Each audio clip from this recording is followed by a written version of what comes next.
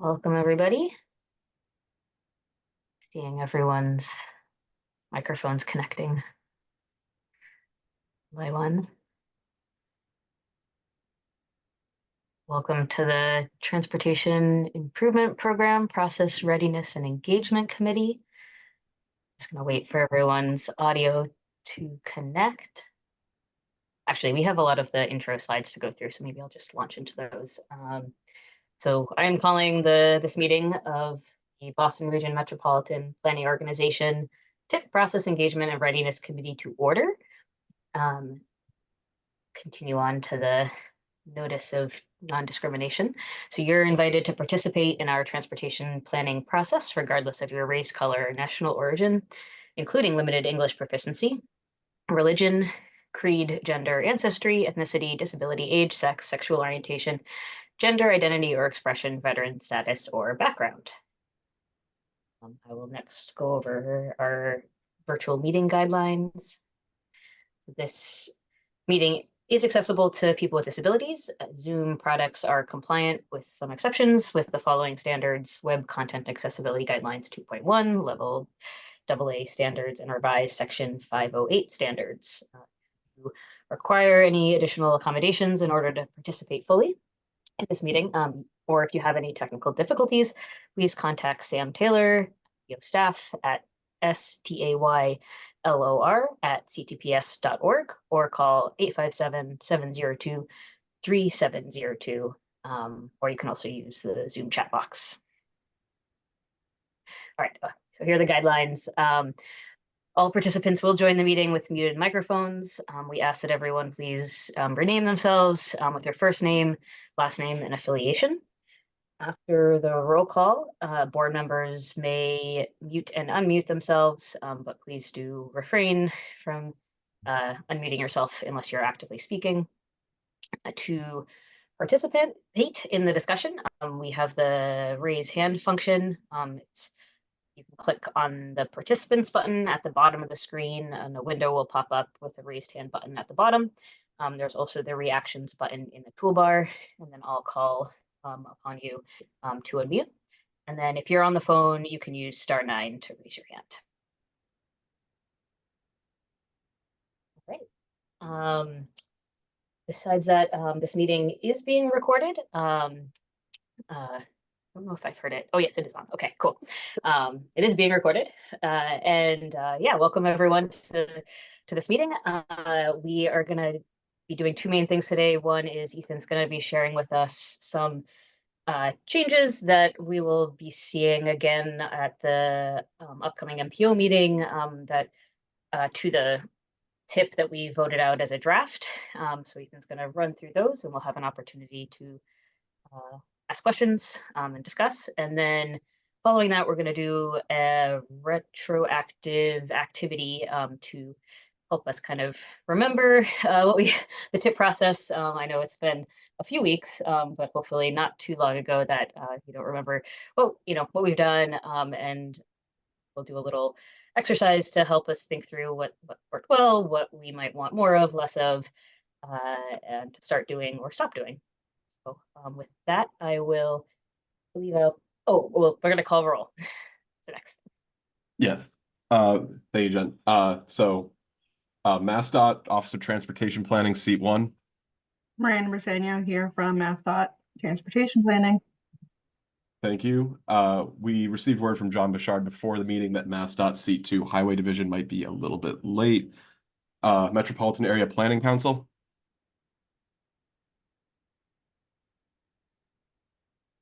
I do not see Eric or Julia. Regional Transportation Advisory Council. Everything's here. Town of Brookline.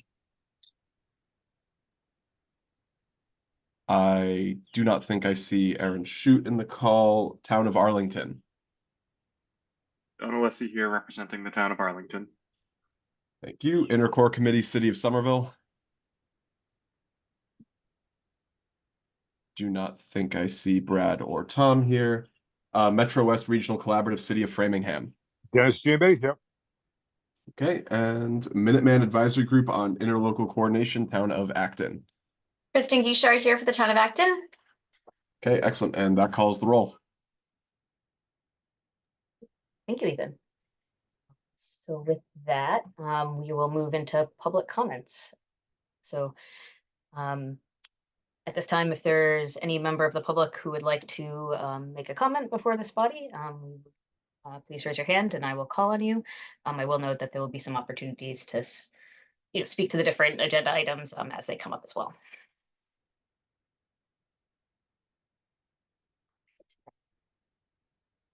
It's almost like we already voted out the draft TIF. All right, so I guess we will continue on in the agenda, which I believe I will be passing it over to Ethan. Take us away. Yes, thank you, Jen, and good afternoon, everybody. This presentation here today, just to start off, is an update on programming changes for the federal fiscal years 2025 to 29 TIP. Specifically, these are any changes that have been identified that will need to or are recommended to be made to the final TIP when it goes for endorsement. So basically anything that differs today from what was initially presented when the draft TIP was released almost a month ago now. So with that, if we can move on to the next slide. The objective, again, is just to provide a look at initial changes between the draft federal fiscal years 2025-29 TIP and what we'll be presenting again at the June 6th MPO meeting.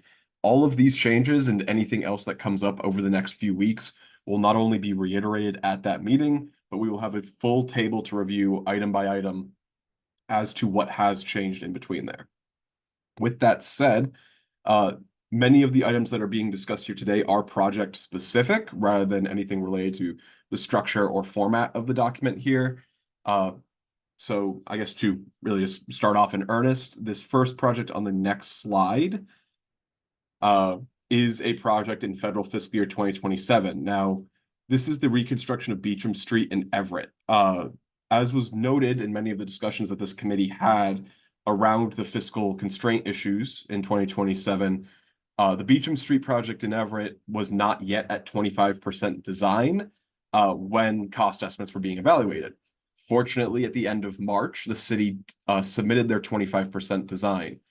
The cost estimate in the TIP is currently $10.95 million, and there is now an estimate of $12.54 million. That increase was beyond the contingency remaining in federal fiscal year 2027 after the decision was made to move Woburn's Town Common project out of that year into federal fiscal year 2029. That said, given this cost increase is relatively minor compared to many of the increases we've been seeing on projects between Project Review Committee and 25% design, especially considering Review Committee for this project occurred in 2018, staff are currently recommending that the transit transformation set aside in federal fiscal year 2027 be reduced from $6.5 to $5.5 million. And of course, given that is a set aside fund, there's always the possibility that that could be restored if funding becomes available in the next year's TIP development cycle. But for now, this is mostly about attaining contingency. If we can go on to the next slide, the next project is a slightly different case, though similar. So this next project is in Ashland. It is the rehabilitation and rail crossing improvements on Cherry Street. Now, officially, there is no cost increase on this project. However, there have been some issues resulting from some of the delays that are being witnessed on the project. Namely, as some may recall, at the TIP Readiness Days discussion in February 2024, this year, there was a recommendation by MassDOT to move the project from federal fiscal year 2025 to 2028 as the town had not been communicating with both the highway district or the right-of-way team. The project was also seeing some issues or additional concerns, I should say, with regard to federal quiet zone requirements on the Framingham and Worcester line. To put a number on that, as of that Readiness Days discussion, the last contact that had taken place between the town of Ashland and MassDOT was May 2023, and they had also missed their 25% design submission that was supposed to take place in September of 2023. It's also important to note that this was not the first time the project was pushed back. During the development of the federal fiscal years 2024 to 28 TIP, it was moved back from 2024 to 25. Now, that factor and that change was already captured in the draft 25 to 29 TIP. However, the delay that the TIP now recommends led to, because of the unresponsiveness, the rescinding of a $480,000 earmark by the Federal Highway Administration, which we were notified of on April 17th. The project cost has not gone up. However, given the total cost of the project is 1.32 million and the earmark is no longer in place, the MPO's share of the project will now be increasing to the full 1.32 rather than 836,339. This increase, while relatively small, does break fiscal constraint in federal fiscal year 2028.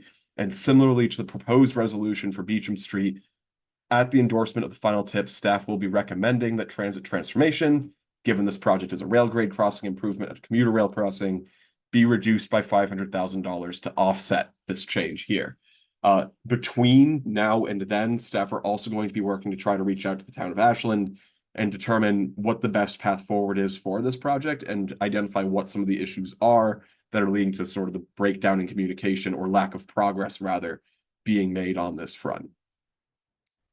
The next line item change is a more or I should say a more recent one. These are two cost increases on MassDOT fill-in projects. I will preface this by saying that these are not cost increases that are necessarily the result of any submissions by the town recently, but rather these are the result of design submissions that were received before the MPO voted to adopt these projects and incorporate them in the TIP, that are now being realized in the financial side. So to write a little bit of context, these two fill-in projects are Medford's Wellington Underpass project, which is part of the Mystic River Greenway network, and also Arlington's Stratton School Safe Routes to Schools project. When these projects were initially voted for funding at the April 4th, or I should actually take a little bit of a step back, when these projects were initially presented to this committee and the MPO more broadly at the March 14th meeting, MassDOT had suggested that the cost that they were presenting had a strong level of confidence, or rather were very unlikely to change after the projects were funded. Namely, the Stratton School project was recommended for funding of $1.63 million by the MPO, and initially Wellington Underpass was proposed for $4.3 million. With that said, in the case of Wellington Underpass at the April 4th MPO meeting, staff identified after the vote had taken place to fund the project that the cost had increased to $5.5 million. That was then factored into the final scenario adopted by the MPO. However, the cost has increased further to $6.06 million on that project once again, in this case being the result, I believe, of a 100% design submission there. One of the items in corresponding with the city of Medford on this that may be a leading factor as to that cost increase was additional needs related to the permitting of the project. But the bottom line is that if we move on the next slide, these increases fall within the contingencies for federal fiscal year 2025, and the revised scenario that staff are currently working with to determine what that contingency level looks like assumes that these cost increases are factored in. However, there are some concerns that have been expressed by members that, one, should contingency funding in the regional target program deplete in federal fiscal year 2025, that these projects may need to return back to the highway program. At that March 14th meeting as well, MassDOT had indicated that they would have a project to highlight with this, what is now $8 million of statewide highway programming that the MPO has adopted. We're still waiting to hear on what that project may be, and that may be able to be discussed during the discussion project around here, or at the end of this part of the presentation. But the bottom line being that the MPO voted to adopt these projects into the regional target program from the statewide highway program. They have increased further beyond what the MPO initially voted to adopt. And in addition, we are hoping to hear from MassDOT as to what the backfill project was, given that there was additional resources freed up in their program.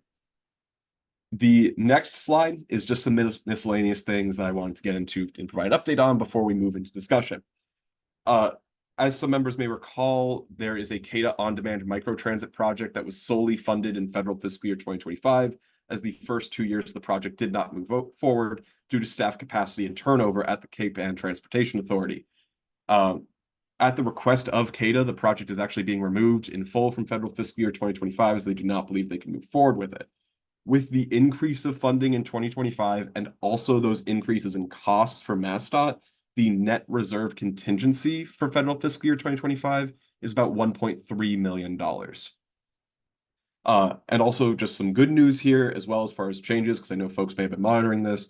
The town of Weston was also successful, I believe, at their May 6th town meeting vote in order to secure additional design funding to advance the Route 30 reconstruction project, which was one of those projects flagged as having high risk in federal fiscal year 2027.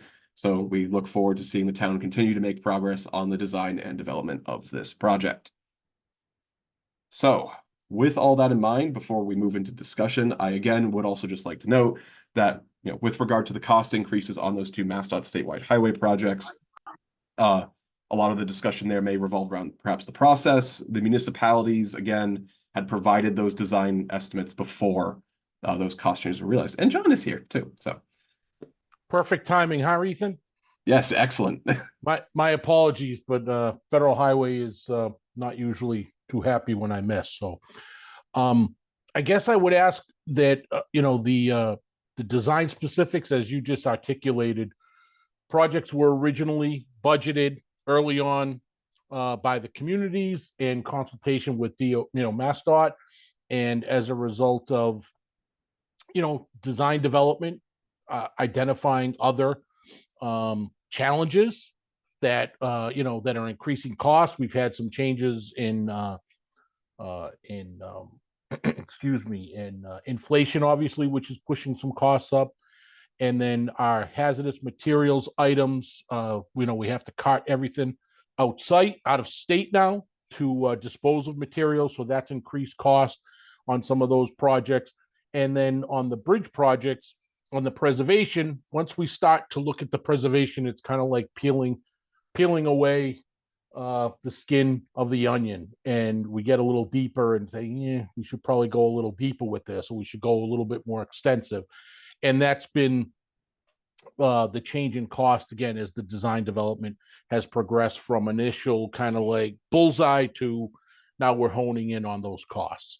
I mean, I could take specific questions on those two particular projects, the Safe Routes to School in Arlington and the Medford, excuse me, the Medford one, if there's anything, again, specific.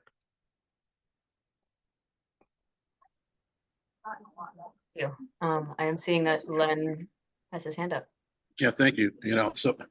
So I will be interested in the Safe Routes to School. But in all these cases, I want as much detail as possible about the causes of the increases. And I want it documented in some way that I can go back and read later on. It's nice to get a kind of loose explanation in these, but I have to then either remember it or go back and watch the video. It's just really good to have it documented, because that way like I said, it's easy to go back and look at it. And then perhaps we can do some kind of analysis, because it's just becoming predictable that these projects are going to go up in cost by some huge amount, and so if we just need to start factoring that in to the bottom line, of what we have to spend, then let's just do it so that we aren't like stuck trying to scramble around. And can we go back, because there's one town that's not responsive, and we're now picking up like the 400K of the cost.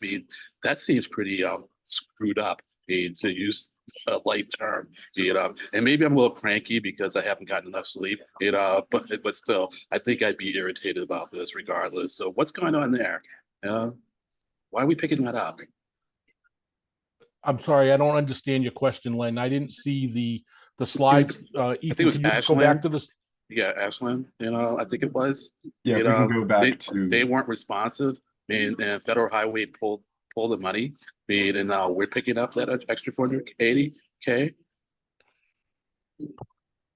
That one.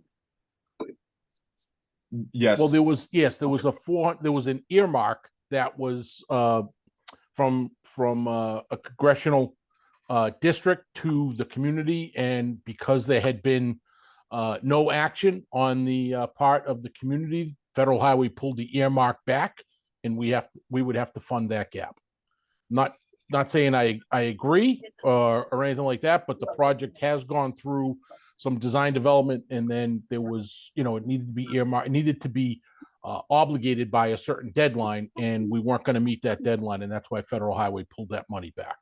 Right. So they've listed 25% resign, and I guess I don't have a sense of whether there are any cost increases be, but so there's that, and then of course now we have this pattern, where even when we go from 25% to 75%, we see these huge increases, and we're dealing with an entity that's not responsive. I just don't understand. Let me rephrase that. I'm hard pressed to say that we keep the project, but maybe that's not a decision that we make at this point in time. That's it. Thank you. But once again, let's just please get as much explanation behind the cost, the reasons for the cost increases, and get that documented in some way that we can go back and look at it. Thank you. Just as one other response, Len, I think I have in the past, and this subcommittee or this TIPper committee is fairly new, last 6 months or so. But in the past, I have come back to the full MPO and presented on project cost, individual projects, what the reasoning for some of those specific costs, and I will continue to do that as requested by the MPO. I'll come in and go through each item of work that has increased, what the difference is, and why why that cost is being borne by the region and by MassDOT. The uncertainty of an earmark from a congressional district is that a project may get funding like this from a congressional recommendation, does not mean that the project is a priority necessarily. It kind of, what it does is it sometimes trumps other projects that are of a higher priority because the money's been allocated, and it pushes some projects to the head of the line that are not really ready to go forward and are not a priority to the highway division. So we have to assess that and look at the ability to deliver the project. This one, the community has hired the designer, was moving it forward. So we're saying it's still a worthy project. Where it goes in the schedule is subject to funding availability. And I'm in favor of working with the community to assess completeness, readiness, and when it can be delivered within that TIP timeframe. Okay, thank you. Hopefully they'll be responsive to you, John. Thank you. So, all right, thanks.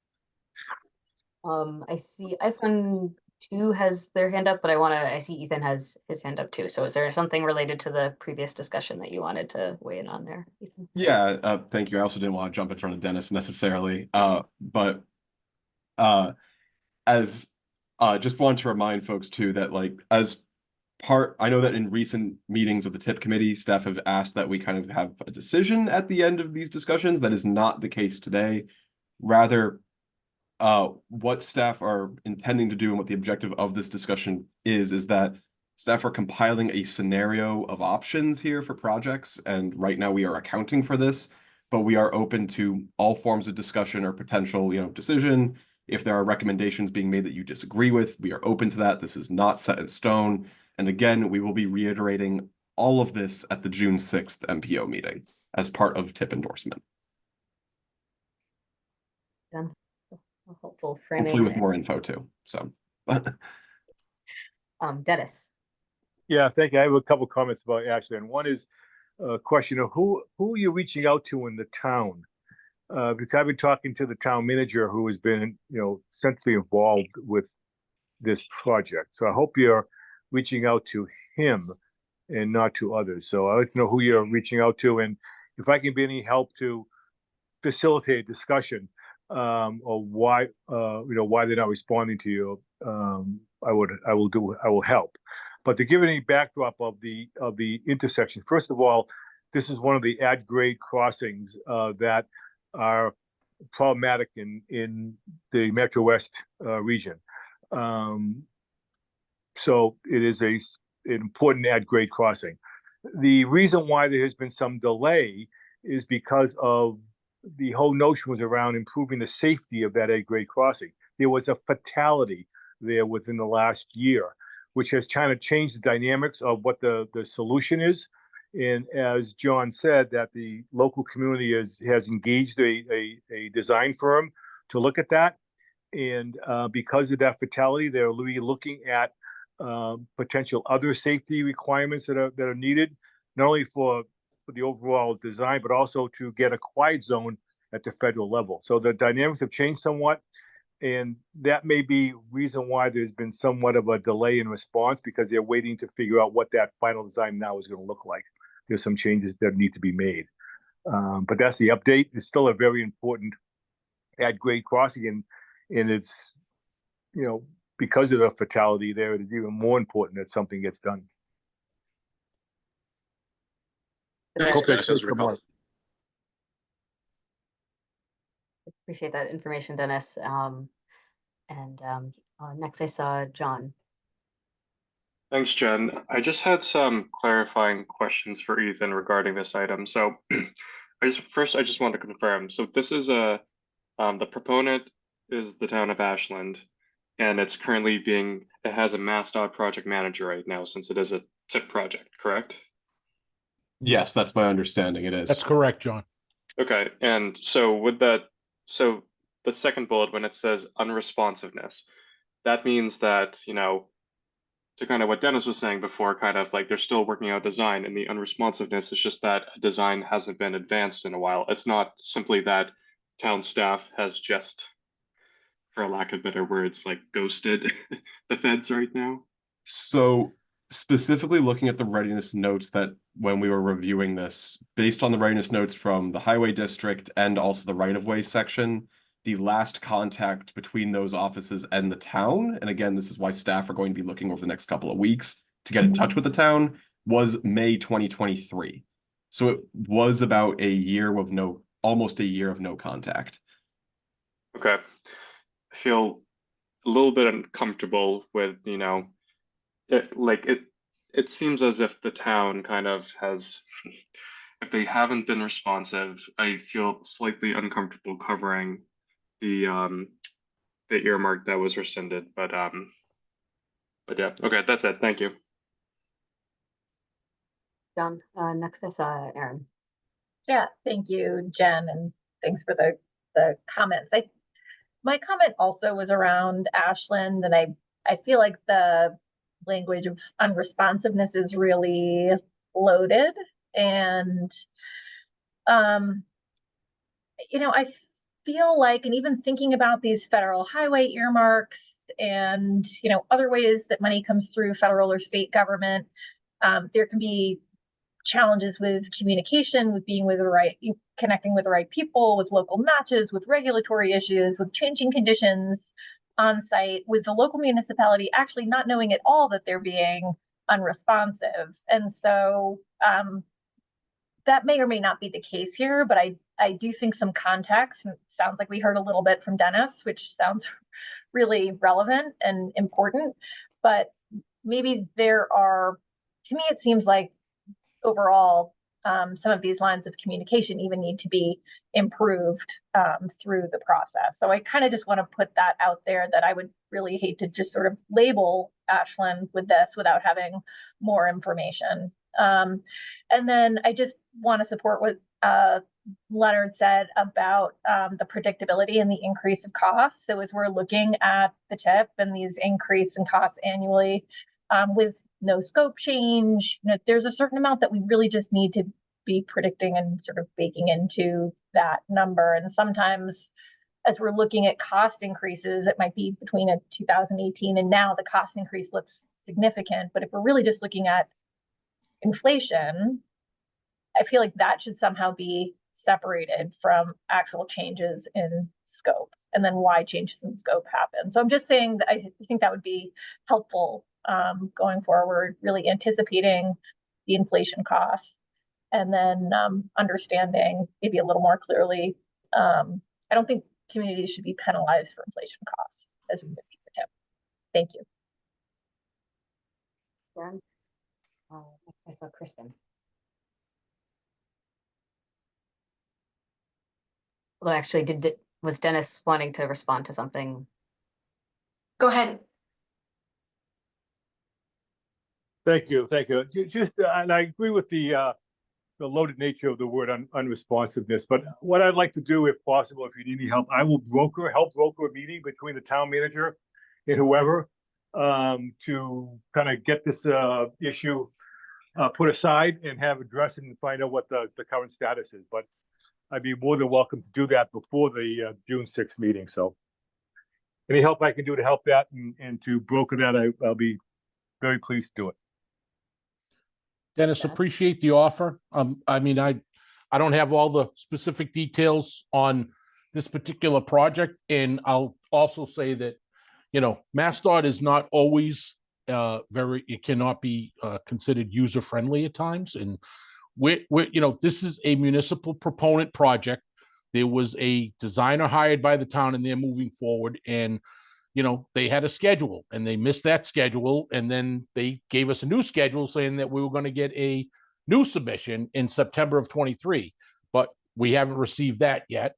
We're not being proactive and saying, hey, you guys still doing this project? And our district office and the MPO reach out to the community and say, hey, this project is on, you know, a list to be discussed. Do you have any updates, et cetera? And, you know, I'm not disputing the fact that you've had conversation with the town manager, but the folks that had been coordinating with our team in the district office has gone a little silent, and as a result, we just recommended that the project, you know, is not going to be ready for fiscal year 25 and should be moved out. And you know, and I stand by that recommendation at the time. We want to be proactive. Happy to get my team engaged with the community and say, okay, what's going on here and where can we, you know, get this? But the community has a responsibility on the programming side with the Boston MPO. So I agree 100% with you, what you're saying, John. And when the discussion at the MPO was about moving it from 25 to 28, I reached out to the town manager. I said, by the way, it's being moved out. Are you aware of it? He said, hey, he had no problem with that. Okay, because of the timeline and so forth, right? But again, I don't know who people are reaching out to at the local level. But I would recommend that the town manager be the point of contact until it gets resolved about having better communication. And if I can, like I said, if I can broker help with getting the two parties together, I'd be more than willing to do that. But I think that's what's really needed. I will put that on my notes, and I will follow up with my team. And if needed, Dennis, we'll reach out through you to broker, you know, anything I can do with the town. Thank you, John. Thank you. Thank you for your input. I mean, I appreciate that. Great coordination happening at the MPO. Derek, did you have something to add to that? Loaded? Yeah, I just wanted to make clear, like process-wise, the earmark, I think it was received over 10 years ago. So it's not like the earmark was rescinded just because the project was pushed back for our readiness days discussions. It was like, if the funding wasn't obligated, I think it seemed like it was a 10-year window back then. It was not going to be considered active anymore. So I just wanted to make that clear process-wise, that it seemed like it was flagged as an earmark a very long time ago. They got the funds. There was probably some time to scope it out and do some early discussions, and then all of the stuff John, you know, has been going back and forth on happened. So I just want to make that clear. You know, I don't want it to seem like all of a sudden the feds decided to pull the earmark because of what happened at readiness days. It was a little bit of a separate process. So just wanted to make that clear as well, that the unresponsiveness I don't think is related to the earmark. Thank you for that clarification, Derek. Yep. Yeah, thank you for that. I know when I heard about this first, I was like, oh, our earmarks. So good to know that we have a longer period of time, and probably something like this shouldn't happen quickly. So Kristen. I think most of my my thoughts have already been said, but my one question about, I mean, I guess assuming that they are truly unresponsive, I would agree it makes sense to push it back, and I'd be in support of that. I think my biggest concern would be if they're unresponsive now, how, like, what's actually going on in the community and like behind the scenes, and are there bigger issues with right of way, and they're having some political issues. And so I just think it's a great idea, what you've already said, reaching out to them and really trying to, not that you haven't already been trying to do that, because I just, from my perspective, it would be very strange for a town not to reply after a year in some form or fashion, to give an update and to actively be saying, hey, this is what we're going through. We'll be back in touch or something. I think it's just something, I don't know. There's clearly some lack of a breakdown in something. I don't know. Yeah, definitely. Sounds like it's hearing consensus of we really need to reach out, figure out what's going on before making any. Yeah, I'll just quickly say I appreciate all the explanation that people have given. It certainly puts things in a much better light. And in terms of contact, I'll just recommend that you always like CC the town manager or any correspondence. I hate to say that in a way that maybe comes across as I don't know, condescending is not correct the right word, because that's not at all what I mean. It's just more like a lot of times I think we don't want to overburden people with email, but the town manager is always a good person to reach out to. Thank you. Fun. Appreciate that. All right. I did have one kind of question of my own. I know I had asked a couple questions at the MPO meeting at which we voted out the Medford and Arlington projects. One was kind of where the projects were in their readiness and what was the likelihood of having a cost increase. And was told they're at 75% and that they were very unlikely to have a cost increase. And then also what other projects would be substituted in for them. So I guess I am just kind of curious if there's any, I hear you, John, about, the things that we all know can lead to cost increases, but kind of specifically what was it seems like a very short period of time to have such a cost increase or change in information. So was there some breakdown in communication that led us to understand one thing and not the other? And then also, do we know anything about what has replaced these projects in the MassDOT tip? And if there isn't anything yet, could they move back? So those are my connected set of questions. Okay.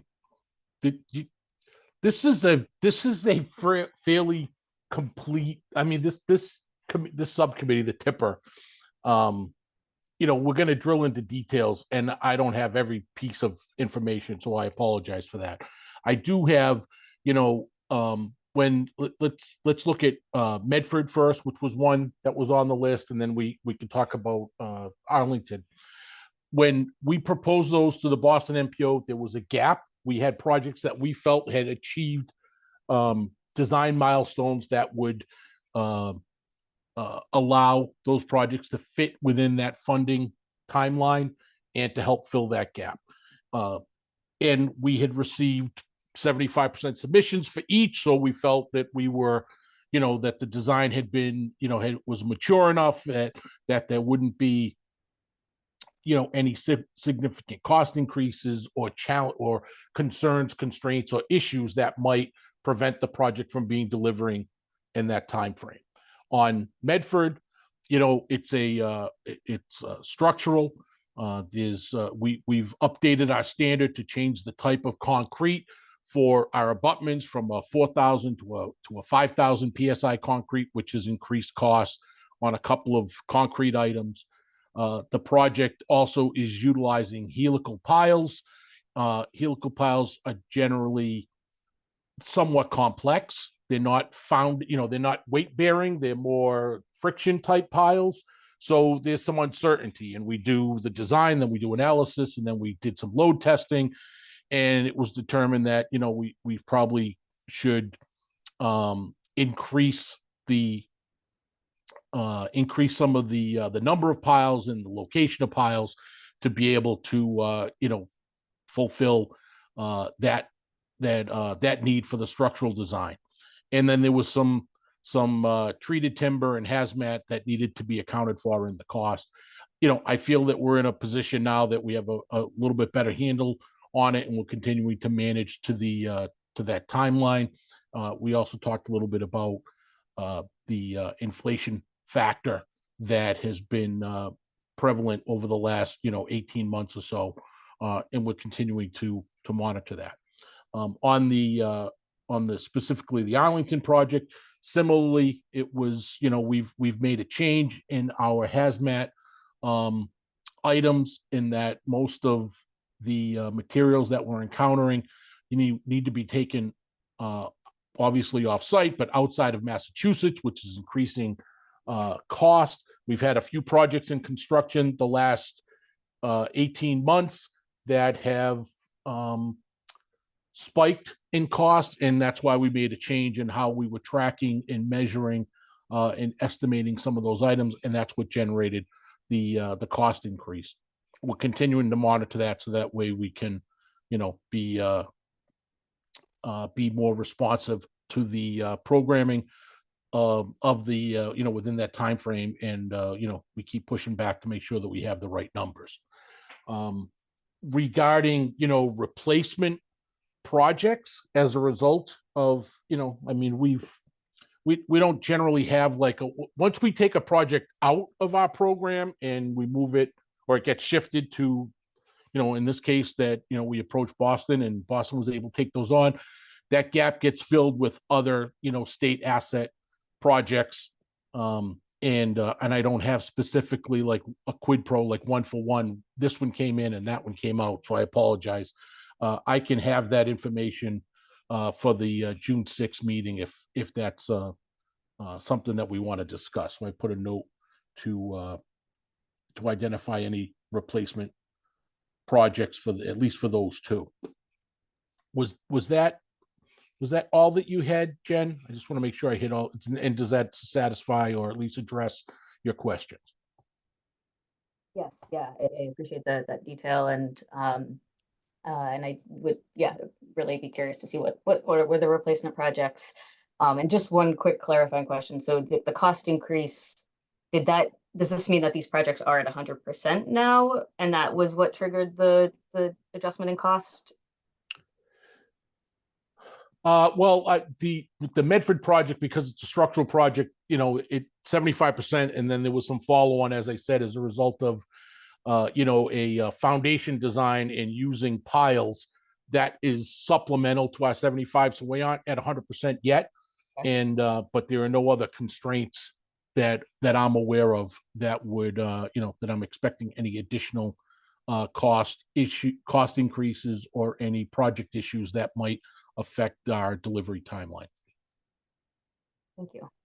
You see Brad has his hand up.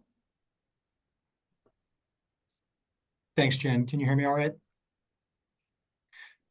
So appreciate this discussion and wanted to use these two projects to ask a question. And for the record, Somerville and I personally are very, very supportive of these projects. We were excited when they were identified as potential fill-in projects just a month or two ago. So please accept this question without, criticizing, being construed as criticizing the Medford or the Arlington project. I find myself wondering, Jen, if part of the process improvements that the Tipper Committee is working towards can include standard operating procedures to evaluate risk and cost increases for fill-in projects that are similar or even a bit different when those fill-in projects come from our state agency partners as opposed to municipal proponents. I think that there are some elements of what we've all learned over the years that are unique to municipal proponent projects. We've mentioned right-of-way recently, of course, right? But then there's going to be others here. And when projects are unscored and delivered to the MPO at the 11th hour, I do think that we have an opportunity to say, how do we want to set up decision-making frameworks for next tip and the tip after that? This problem will continue to occur. And so I guess I just want to focus on SOP development rather than get in the weeds project by project on this case. Thank you.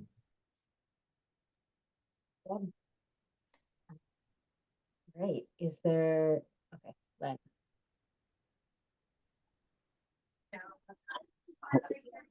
You call me, Jen?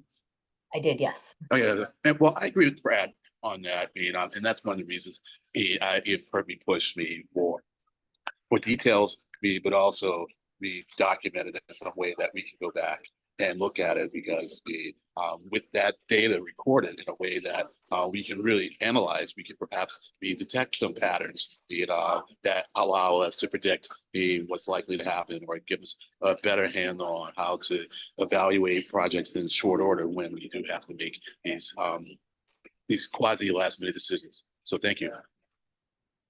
Thanks, Len. That actually might be a good transition. As long as, Ethan, there wasn't anything else that you specifically wanted to cover on this item. It does sound like we are going to be hearing more at the upcoming MPO meeting, more additional information about all of these projects and the situations that led them to be creating some changes in RTIP. But I think what we would be transitioning to is we were going to do a bit of a retrospective activity about how this year's TIP development process, how it went. And so I had sent out to members of this committee a online board form, not sure what the appropriate word is, to provide some input. I'm going to put that same link. Oh yes, Aaron, get me to it. Thank you. So there's a link there in the chat to a board that I will actually now share my screen. Oh, nice. Okay,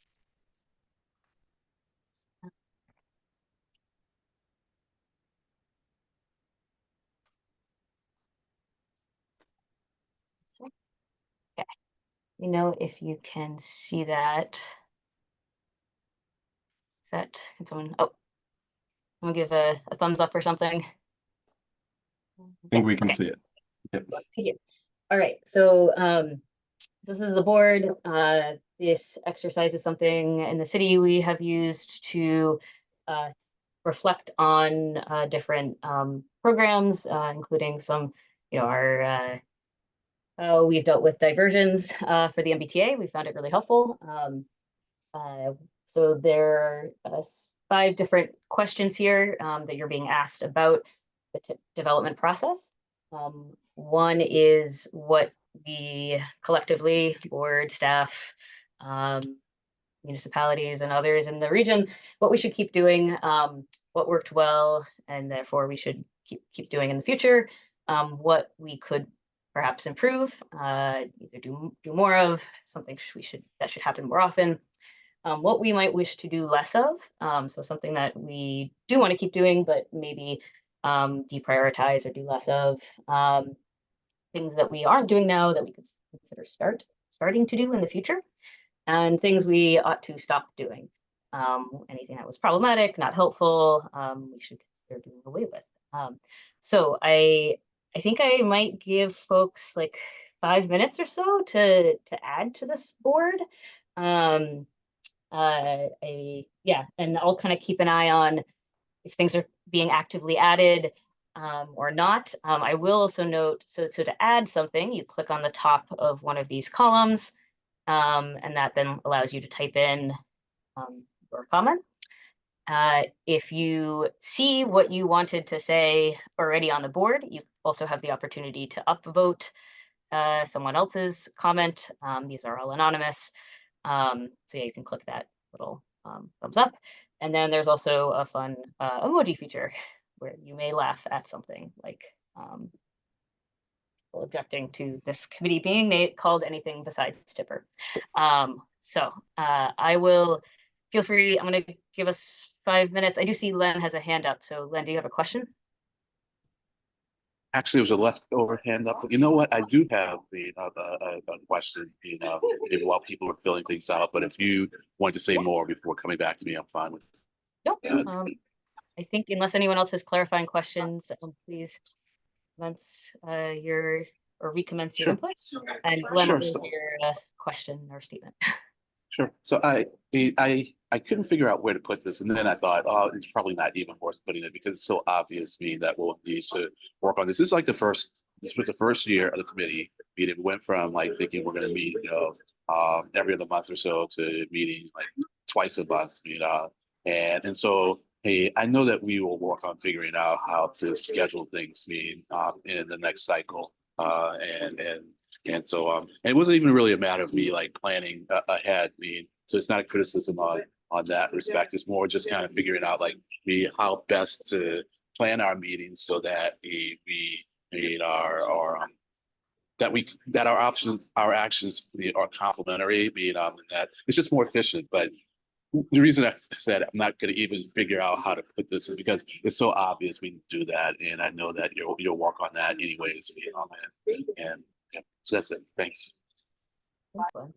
I appreciate that. And yeah, I think this is definitely a first year for this committee, and there's hoping to gain a lot from this activity. Here's about how we can kind of move forward and make the committee as predictable and helpful as it can be. Got a couple more minutes. Let's see if we have. I'm not seeing too many new additions. I am seeing some new thumbs ups. So I'll give it a couple more minutes. And then Jen, Mhm. oh, sorry, what does it mean if it looks like there's an X on some where like you can't add another oh. thumbs up unless did I already do it and that's why I'm not allowed. Never mind. Sorry. It's just I already did it. Okay, cool. My apologies. I just can't do two. So Couple thumbs up. very equitable. Good. Yeah, there was an option where I could allow people to do multiple at once. And I think everyone should have something like 6 different upvotes per column. So plenty to go. This is a free tool too, so and you can set it up differently.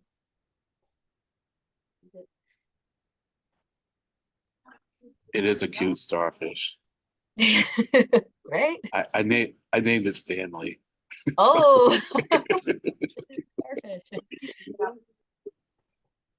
That telling Ethan that my wife and I went to the aquarium and we were like paying a lot of attention to the fish, I guess, because one of the museum employees came up and was like, "Oh, we don't have anyone coming to do a tour, so would you want to come back and see the back of the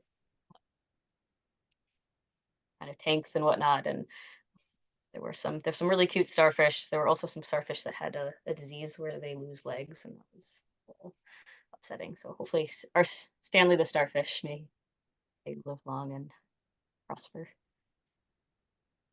All right. So I think let's go ahead and folks can continue to add things, but I think at this point is fairly these columns are sorted by the number of upvotes.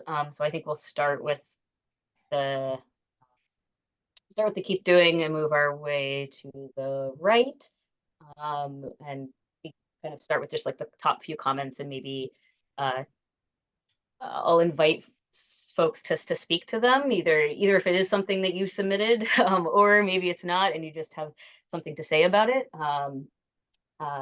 So yeah, and I will say, and I should have mentioned this earlier, this exercise isn't meant to bring us to any sort of a consensus, and there may and probably are indeed like conflicting opinions here, like have more Zoom meetings and have more in-person meetings, and that's okay.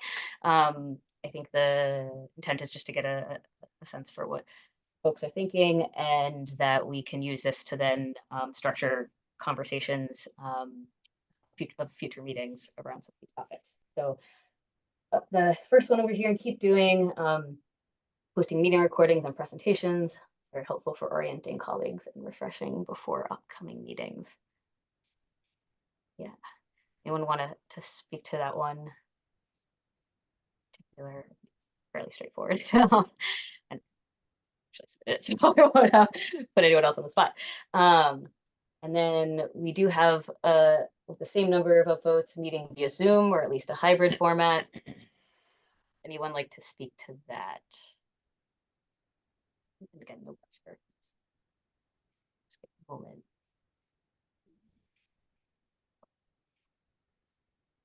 Okay. we have a comment that's for upvotes and then an emoji upvote. Having a TIPper committee as a place to reflect on the process.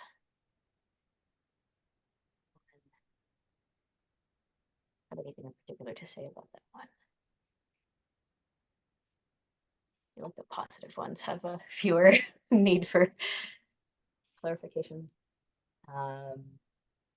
But we also have having occasional in-person meetings with hybrid as an option, which also has a couple of things too. I guess isn't fully in conflict with meeting in Zoom, but anyone to speak to that? Let me know if I'm like moving too fast too. See any hands. Jen, I just wanted to say, I think that with some of these, like the silence is just sort of general agreement that Okay. they're good and they make sense. And so, Cool. you know, Take that as you're not alone. Yeah. Thank you. And then we have continue our recent progress on timing tip milestones with MassDOT TA CIP milestones. I also think that is a helpful thing. I know we were, I think this year in a little bit of a crunch with some of the MBTA CIP and being able to get enough information to feel comfortable voting it out. But it sounds like also that this year's process had some particularities that made things a little bit more delayed than they would be normally. So I think overall we seem to be aligning. Now, okay, moving to the improve. Provide clearer direction to project proponents about when is the best time to provide public comment. Yeah. When do we think is the best time to provide public comment? I guess it's one follow-up question for that. Well, hopefully before the meeting where we're voting. Yeah. And Ethan, did you have something to add too? Well before. Well before. Yeah, I think too, one of the other things to consider here is that obviously Len commented we don't want to necessarily be meeting 2 times a month every month, but you know, part of this is by looking at the processes through which information is shared. One of the items that I think came up this year was that when the deficit was already identified in federal fiscal year 2027, there was success in having applicants come to explain why those cost increases took place. It may be better in the spirit of having that information available well in advance that perhaps there should be a need for project proponents to come more frequently or before even readiness days to discuss items. And around that idea of like processes, like what are some opportunities or what are some conditions or requests that could be made to have a more regular flow of information around project readiness to this committee. Those are just some other items that are, I think, related.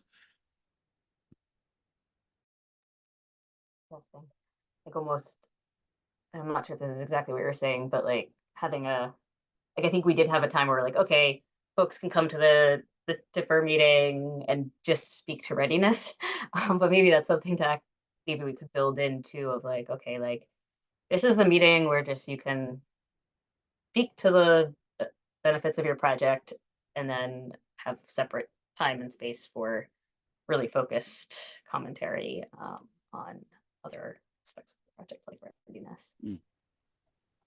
Yeah, I would agree with that. And just to jump in, I feel like having one of these meetings before readiness days would be a really helpful input into that process. I don't think this committee existed last year. So now that it does exist, like having one of these in kind of mid-January or late January, so that way we can consider comments that come in through this at readiness days would be helpful, because sometimes it feels like we're retroactively trying to get input, and so I totally second that and agree with the comment. Thank you.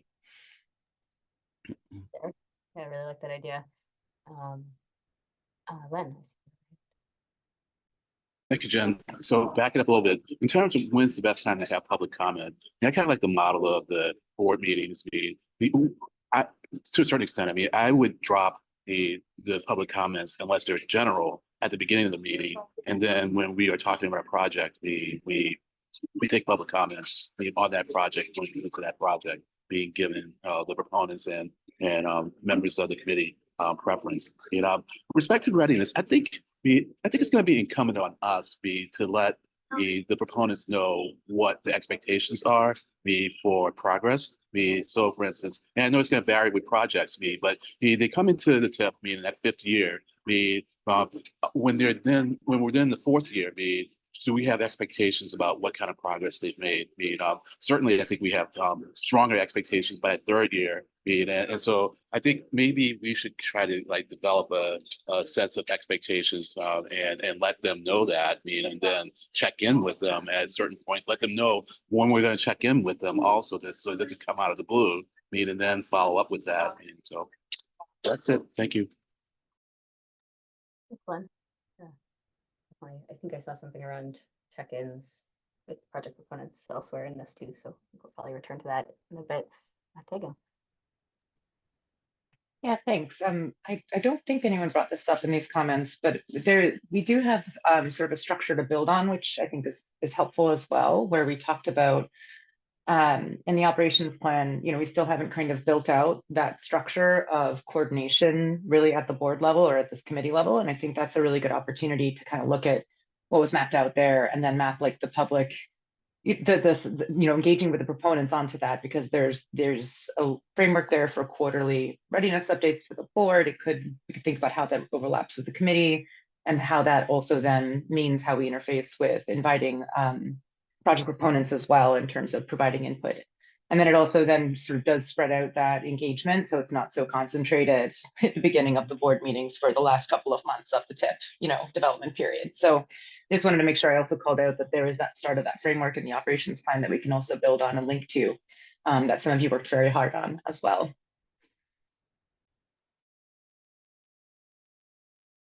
That's something scratches, yeah, built upon what's there. Yeah, great.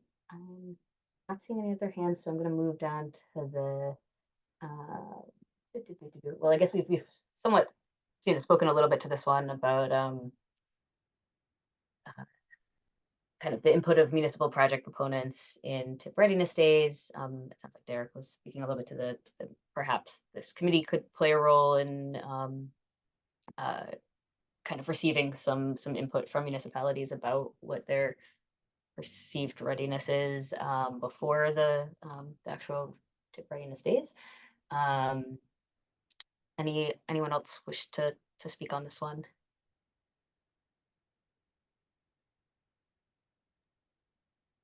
Brad. Thanks, Jen. I think this is a really important question. And I think that there are probably a couple of different ways to address the core of the issue. I do not think that it is required that we propose to insert municipal participants in the critical internal Mass DOT readiness process. So I want to be super clear that is not the only solution to this problem. In fact, I suspect that John and Derek and others would say, oh my goodness, we are already overbooked in our readiness work.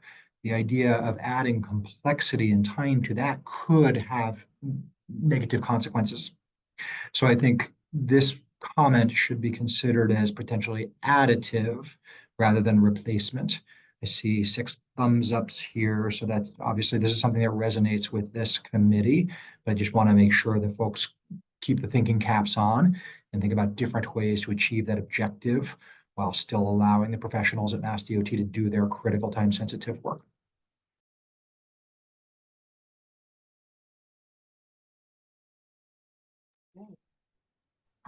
Yeah.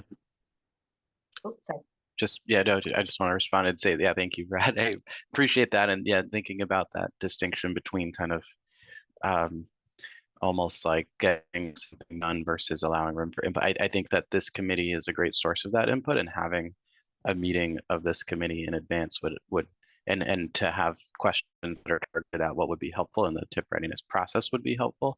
And then using the MPO staff as kind of our conduit of municipal kind kind of needs and input. So yeah, I agree with that. I think there's a balance to be struck, but certainly not opposed to getting more municipal input. I think it's just a matter of how and through which means. But certainly appreciate that and happy to work with staff on furthering that as when the time comes. Thanks. Cool.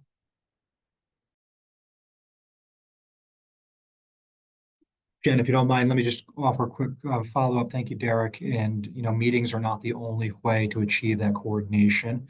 Documentation, paperwork, whether provided to or through MPO staff, could be part of the solution set. So again, I think there's a whole thread here that we can all explore, and the written and the meeting and discussion elements are all part of those solutions. Thank you. Brad, I also see that there's another comment in the start doing side of things that I think relates to this as well. Require proponents to submit feedback in a document.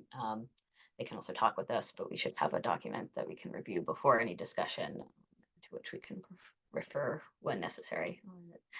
That seemed a theme Len started us out on a little bit earlier on documentation.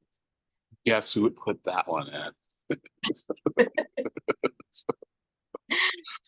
Sorry. Okay. Anyone else to that? Or also, like, feel free to raise your hand if there's like a related bubble that I should be wrapping into a specific.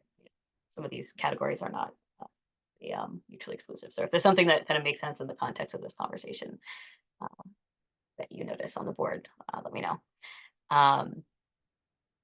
Great. We do have a creating guidelines for the types of fill-in projects we would like to see from MassDOT and the T. Anyone wish to speak to that one? Ethan. Yeah, and I just think similar comment to what I made earlier too. Part of this, I think, is not only guidelines in the sense of like what kinds of projects, but when the projects are flagged, maybe specific, like should they be scored, when should they be scored. And I also think this is not to jump the line, but under the start doing category, this is relevant not only just to MassDOT and the MBTA, and even the next line item here, but to consider other entities like our regional transit authorities, Massport, and DCR as well, potentially in that discussion. So just some other items to consider. Yeah, and I do see this top one under start doing is assume we're going to have fill-in projects and invite the T, MassDOT, Massport, and you added RTAs too, of course, to provide potential projects they'd like to have considered in the late fall, so they may be scored and considered comprehensively should the need for fill-ins arise. Anyone? And then I did, I guess maybe connected to what you just said, DCR. There was a comment down here on develop strategies to engage DCR as a key roadway owner in the MPO region. Kristen. I was just wondering if, in terms of DCR, like when could we loop them in with another process that already exists? Like some of the outreach, you know what I mean? Like with some of the transit organizations, like almost think of them in that way. I don't know the inner workings that well, so I don't know. You mean like an existing MPO committee or Something program? like that. Yeah, I don't know. And I saw you unmute. I can kind of speak to some of that, and I don't know if Highway wants to weigh in on specifics around it, but in recent years, especially after last year, MPO staff have actually begun talking to DCR about the possibility of integrating some of their projects in, given that their trails program in particular often creates a lot of connections and overlap, not only within like MPO priorities, but even in some cases, DCR has projects that are initiated with MassDOT. One being the Osceola Street Bridge in the city of Boston, and even previously in, I think, Bellingham, the Southern New England Trunk Line Trail project was originally initiated with MassDOT before kind of then being completed through DCR's capital program. So we are definitely looking into that because there's already some process overlap, but just figuring out a way where it works with DCR's own capital planning guidelines, similar to how the T has their own deadlines and submission dates. it's also important like to make sure that this works for DCR's processes and planning as well. And the same with Massport too, which is the other factor where they've expressed an interest. Yeah, thank you. Tegan, do you have something to add to that? Yeah, just adding to that, it's a really good question, Kristen. And I think one of the challenges we have in figuring that out with DCR versus say with Massport or with MBTA is that Massport and MBTA are on the board, and so there's at least some staff have a closer understanding or engagement with the MPO processes as well. So it's a little bit easier to bridge that gap. So we've been working on that with DCR, and in addition to what Ethan was talking about, we've been looking at bridging that gap in some other ways in our planning work. And so I just kind of wanted to highlight that too. Like we've been talking with them recently about the Regional Vision Zero plan. We want to make sure that DCR is engaged in, it's very important that they're engaged in that process as well, whether it be through the task force or another method. And so we're trying to right size in working with them and the structure of their agency, which is also shifting a little right now. So it's a really good question. And I think we should keep working on it for a little while right now to try to figure out those right fits with them. So yeah, I think we should keep that conversation going in a productive way. Yeah. Kristen, do you have something you wanted to respond, or just have your I do see Brad has his hand up. Kristen, thanks for bringing this up. Yeah, and I think that there are a few different ways to achieve our objectives of improved interagency coordination. But honestly, team, one that comes to mind is simply inviting the commissioner or his designee to attend one of our TIPR meetings or one of our full board meetings. I've had the opportunity to work with Commissioner Arrigo in a couple different chapters of his career, and I found him to be responsive, constituent-oriented, and interagency partnership-oriented. Sometimes we can break ice by simply inviting a CEO or a high-ranking official to come describe their vision for the agency and for the collaboration space that they hope to cultivate. So maybe that would be, one part of a solution set, is to come to a get to know you with the commissioner or designate. Thanks. Love that idea. Yeah. Awesome. Let's see. I think we just have one left here in the improve column. Receive universe of MBTA projects proposed for regional target funding earlier in the process. And actually, it was similar to a comment we read earlier. I'll move to, we hit the less of column. So again, less of is, yeah, still maybe, but not as much. So we have less of proposing or approving funding for unscored projects.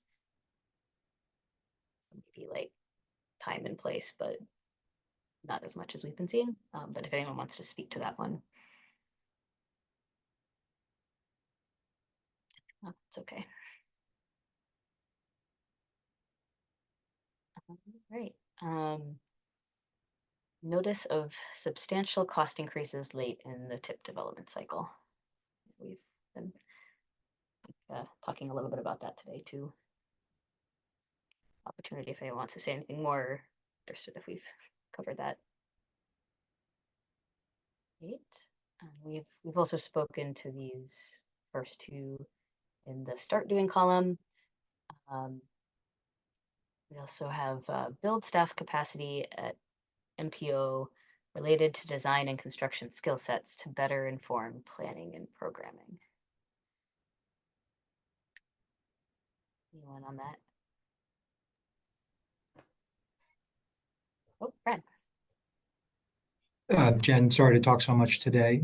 I feel very strongly. I wrote this one, and we've mentioned this in meetings many times over the years. In the same way that on my staff, our designers and engineers are assigned and required to do things like go out to job sites and observe, field decisions for construction, supervise pavement markings, contractors overnight in the field with cars whipping by. Like, there's no substitute for that crossover knowledge in terms of connecting the dots on financial planning, coalition building, and funding programs. it will work better if we can continue to grow the amazing staff capacity that we already have, but really name it and be intentional. That folks who have been in the trenches, like so many of our Mass DOT and MBTA partners, as well as folks on the municipal side, right? We manage contracts. Some of our MPO staff have that skill set and those portions of their resumes. We want to reward and cultivate that because it's easier, again, to do our policy work when you know what it's like on the job site or processing change orders, getting bids out on the street, so on and so forth. But ultimately, does the MPO have a designated construction liaison or a design and bidding liaison? These are questions for Tegan and as well as for all of us. So I'm sorry to just throw them out in a meeting like this, but I would like us to consider them in the medium term. Brad, Tegan, did you want to speak to that? I think that is a great and interesting question and suggestion, Brad. And this is where we see a lot of variation in MPOs across the country, where MPOs are everything from, I would say we are very much on the planning and, collaboration facilitation side, and other MPOs are hard into the implementation side of things. And I would say we're very light on that particular skill set. But I think that there is a gap in terms of our engagement and knowledge as an MPO in the project development process, as well as I think we have a gap where the MPO staff sort of engagement, once we get something in the tip, our really in-depth engagement with those projects in terms of scoring and assessing, it really lightens up, right? And it really becomes this process of and Ethan's job is incredibly important. It really is Ethan, right? Trying to make these spreadsheets and contact people and communicate with them. And it is more than one person's job that he is doing, frankly. And so that kind of expertise that you talk about is a different kind of expertise, and one that I do think is a gap that causes us to be a little less effective than we can be as those who can assist in terms of where there might be gaps between getting projects through to the finish line, given all of the requirements and demands on MassDOT's project development, their staff time and abilities, and the project components and the limited capacity that they have. So it's a question that's really in the center of my mind, and also a question that is a very difficult one in terms of the question about resources. That was a big cultural shift in terms of not only within our staff, but also in terms of how we coordinate with MassDOT and other agencies.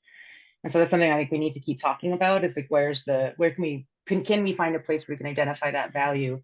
And then also, where do we figure out the right kind of balance of resources with the MPO's particular funding sources to make that really valuable on all sides, right? For MassDOT, for the municipalities, for the MPO itself. And so I don't have an easy answer, but just to kind of dig into what you said some more and to say, no, we do not have that right now. And I think it is a really interesting space to keep talking about and to think about what we can do more, because communication and facilitation is a big part of it. But that technical expertise, the understanding of the project development process, the ability to be a bit more on the ground and to help work through more technical issues and solutions as they come up, is something that we are lacking right now on our side, not on MassDOT side and other side, but on our side. Glenn. That's interesting. So are we talking about the third green panel? Yes, we Okay. are at this. Okay, yeah, okay, fine. Thank you, Okay, so I mean, I hear you, Tegan, but I guess I was always under the impression that this really was more of a MassDOT, function, because that level of expertise is just so hard to come by, and it makes me and I'm especially thinking about this with respect to the project manager bottleneck that we ran into on the design pilot aid. And so I guess a question I have for you, and maybe even John, is like, is that lack of project managers being a function of we just don't have the positions to start with, or is it that we can't fill the positions that we have? On the MPO side, we don't seek to hire folks with those particular skill sets. We're set up more as a planning agency, kind of conceptual design type engineering and design, not even engineering. Yeah, I understand that. MassDOT has many project managers and program, they're overwhelmed, but you have many. Okay, Questions for MassDOT, perhaps.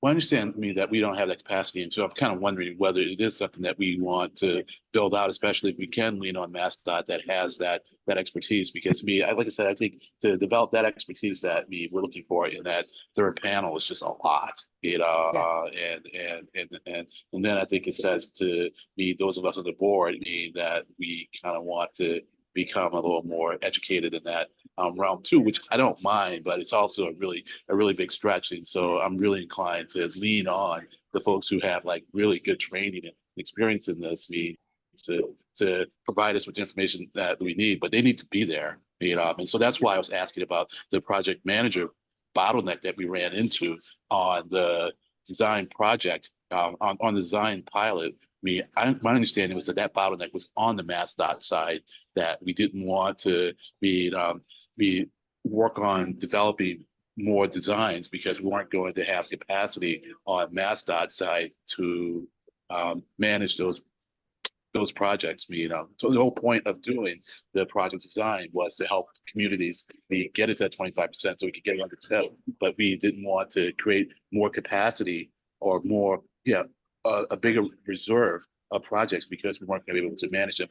Is my understanding correct, Juan, about that? Was that the problem? I can, Yeah. I can speak to some of that. So yeah, Len, that is correct. It was capacity in a variety of ways and on different parties. So like MassDOT project management was one of those. Okay. MPO staff and municipal capacity as well. So in the case of MPO staff, it's in the sense of being, it is a pilot program for design. Yeah. And, while an experienced municipality can often design a project successfully if they have a lot of, familiarity with MassDOT processes, not only is it important to make sure that MPO staff are available to help municipalities if they need the help, but there's also an analysis element that will be taking place as part of the design pilot, in the sense of like, not only do we need to administer the projects, we then need to evaluate and identify process improvements to make before this becomes a full-fledged program. So there is an MPO staff capacity element to that as well. That is, I'd say, non-MUTCD guideline element or knowledge. All right, that was helpful. Thank you.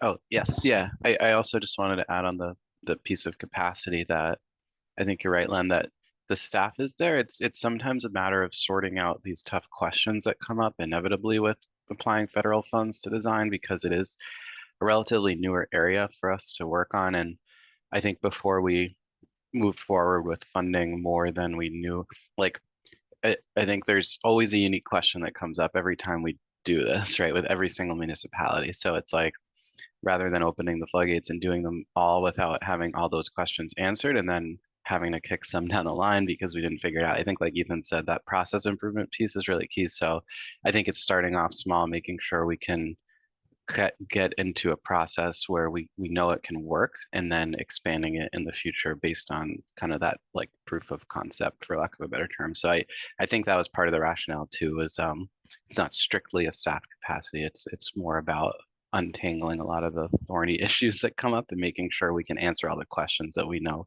we need to sort through before we fund more of those projects. So, but we certainly recognize the importance of them, and I think we're all wanting to make it more happen.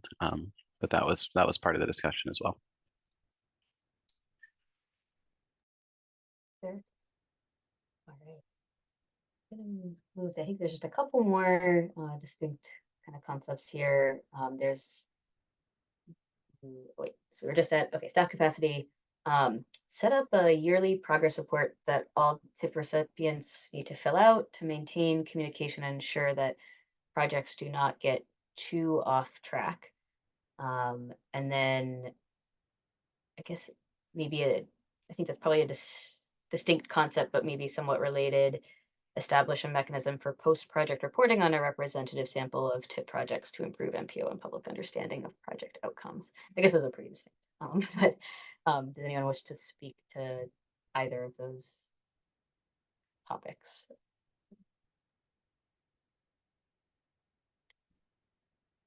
That's fine too. Brad. Oops, I think you're muted. Jen, Tom Bent could not be here this afternoon, but the post-project reporting thing is something that we've heard him speak about many, many times. The MPO has done a couple of small UPWP studies, but I think they've been a little isolated rather than feed into a systemic change. So just wanted to flag that on Tom's behalf. Thank you.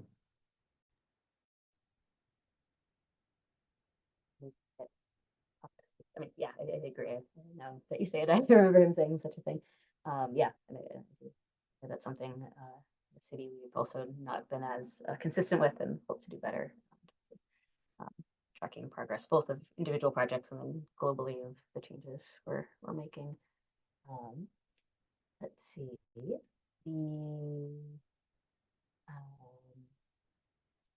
This is the most similar one to the previous of create benchmarks for project advancement, require quarterly reporting so that. Oh wait, no, I already read that. That's why it sounds familiar. Let's see. Leverage MassDOT MBTA expertise in project development, design, bidding by offering formal training on these topics to municipal proponents in order to reduce risks associated with municipal projects. So that's actually kind of another take at the expertise building and project delivery, but more on the municipal staff side as opposed to the MPO side. It sounds like that's an area we all have a lot of learning possible. Anyone want to speak to that one in particular? Kristen. I'm thinking of this as like there are some communities I think that have DPW directors or staff that are very well in tune with who to talk to or what the steps would be, and others that don't. And I think just thinking about process, and I'm not sure if this is in the guidelines, but even when a community is thinking about embarking on a design project, they don't necessarily know that there are certain design standards that you have to follow when using TIP funding. And so their first step should be talk to Mass DOT as soon as possible and tell them, but I think that they're not aware of just the mere fact that there's different design standards. So they don't think, like they might put something out, like, a scope of work for RFP, without having that discussion and then have the discussion afterwards with Mass DOT. And so like, at what point in the timeline and when to get that information to them, I think would be helpful. But it's not that I don't think a lot of work is already being done to try to help communities. So I don't mean to say that in any way. But I think that little piece would be helpful to broadcast more. I don't know.